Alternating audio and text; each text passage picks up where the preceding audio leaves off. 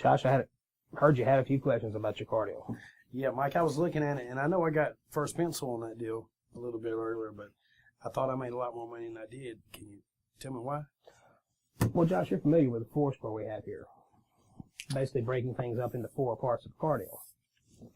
Now, your customer, apparently he didn't have any problem with your trade, correct?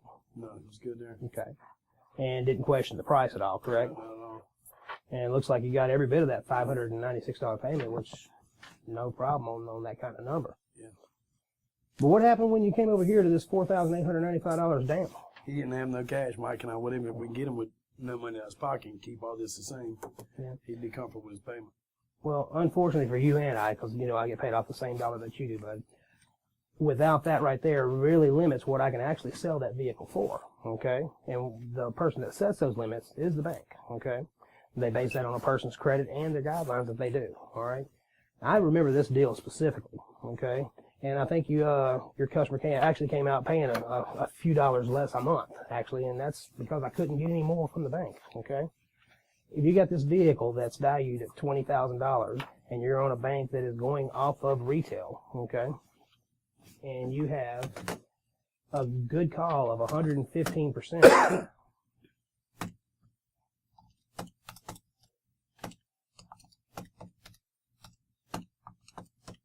means I can sell that car for $23,000, okay?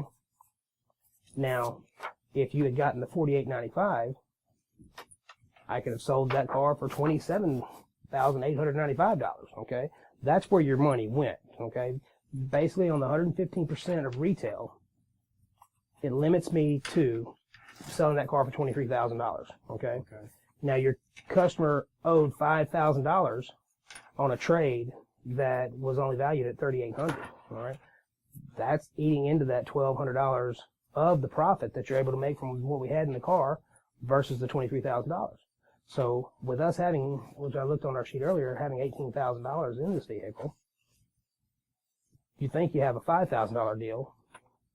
You thought you had a $10,000 deal is what they told me. Yeah. And you would have if you'd got the $48.95 down. However, with having $5,000 difference here, $1,200 of it being eaten up by the customer's negative equity without him having to come up with a dime out of his pocket. We're financing taxes and everything in there.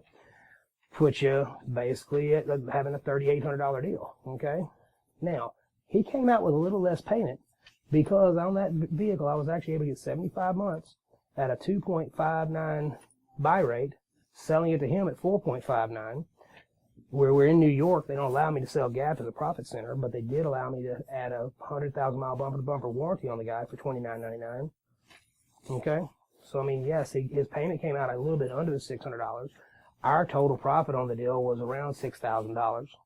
But, of course, you only had the $3,800 because of the money down in his negative equity. So where'd my 115% come from? From the bank. That was the best deal we had. That was a retail call. I could have gone by a left book call, which would have been $18,000, okay? And you go on 18,000 times 130%, okay? But that includes taxes. This one's plus, plus, plus. I looked at the two deals differently. 18,000 times your 130% is 23.4. I didn't really even have to go to the calculator after that to realize that if I'm selling it for 23,000 plus tax, title, and license, I don't need to be financing 23.4 out the door, okay? So we went with the retail side.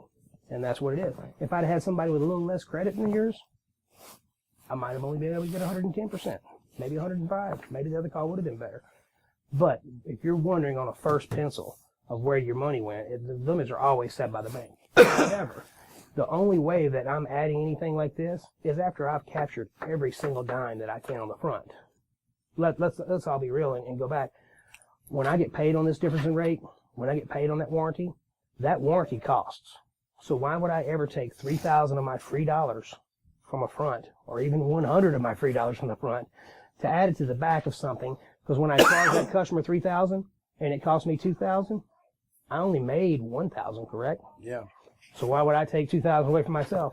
Again, like I said before, we both get paid on the same dime, you know? But I'm here to capture every single dime we can, and I appreciate you going out there and getting those payments. But maybe in the future you should concentrate a little bit more instead of just taking that quick okay and everything's good. Sir, can you at least cover your taxes or something? Get some kind of down payment, because every $100 you get is $25 in your pocket on most contracts. Let them know that this is going to go up if this goes down. Exactly. That's It's not usually the just gonna easiest say way. This is going to go to zero. Do the old teeter-totter, the old seesaw. You know, one of these goes down, the other one goes up.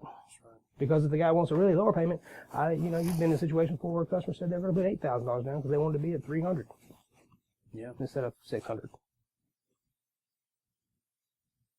All right. Any other appreciate questions? it. You clear? No. Yeah, I am. Understand now? I think. Okay. All right.